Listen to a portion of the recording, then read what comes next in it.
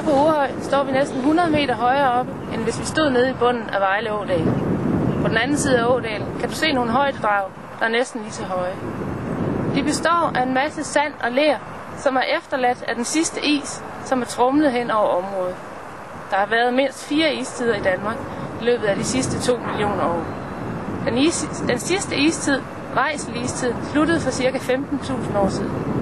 Den dækkede hele Skandinavien, nåede ned i Tyskland og havde sin vestligste grænse ca. 20 km vest for, hvor vi står her i dag. Isen var flere 100 meter tyk under sidste istid. Om sommeren smeltede det øverste af isen og strømmede oven på gletsjeren. Vandet strømmede igennem sprækker ned igennem isen til vandløb under isen. Vandet, der strømmede under isen, var under så stort tryk, at det havde kraft til at spule sig ud i underlaget. Derved blev der dannet en dal. En dal i en istunnel, altså en tunneldal. Og det var starten på Vejle Ådal.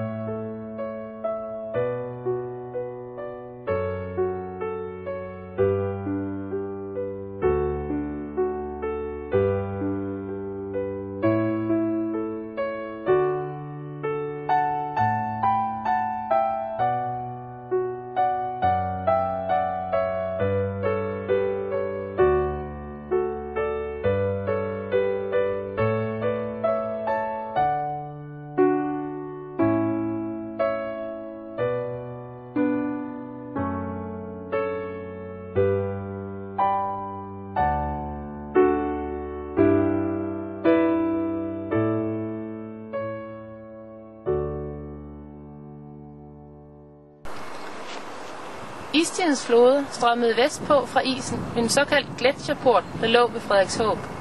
Herfra kunne vandet strømme frit ud over Hedesletten. Hedesletten er det flade landskab, vi kender fra den vestligste del af Vejle Kommune og fra det meste af Vestjylland. Det er præget af, at smeltevandet har udjævnet de tidligere landskabskurver. Tilbage står kun enkelte højdedrag.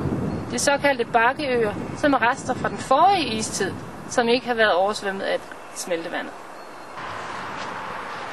Fjorden efterlod en meget blød og mørk jordbund, fyldt med planterester og altså også muslinger.